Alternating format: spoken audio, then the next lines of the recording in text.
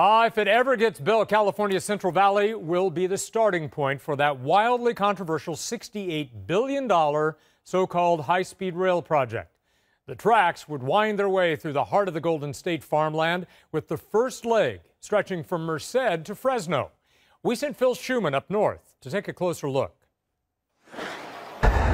There's anger and frustration among the farmers here in the Central Valley community of Madera, the ones who grow the grapes for our wines and fruit juices. They say they're being asked to sacrifice for a rail system with a very uncertain future. In the morning sun, the plants are strong and sturdy here, just like the farmers who are suing the state, saying the high-speed rail voters approved in '08 is not what the plan calls for now. Ralph Pistoresi is one of the most vocal critics. And it's just not a good allocation of the resources that we have here in the state. It could be spent on better things or not spent at all. County Supervisor David Rogers feels betrayed. This is exactly the opposite of what they thought they were getting. It was supposed to be largely funded by private funds. It was to be within existing transportation corridors. It's gone beyond that.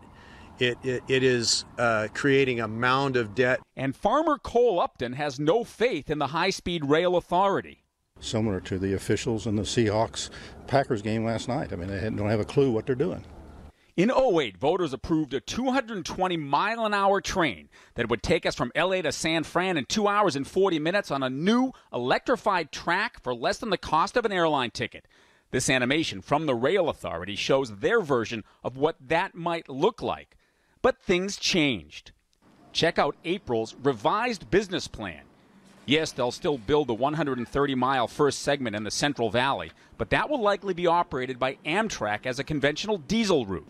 They'll also build from Bakersfield to Palmdale, and at the same time spend money to improve existing rail lines in Los Angeles and connect it all in as little as 10 years, eventually electrifying it. The state insists taxpayers will benefit from this so-called blended approach, which actually lowered costs from $98 billion to $68 billion for the entire project. Recent UC Merced grad Ryan Heller, a young political activist who's a supporter of high-speed rail with his group called I Will Ride, says the revised plan just makes more sense. We're not just talking about some isolated stretch of track out in the San Joaquin Valley. We're talking about closing a very significant transportation gap between Bakersfield and Los Angeles, and all sorts of local transportation investments up and down the state that's going to result in a blended system that'll have immediate benefits just in the first phase.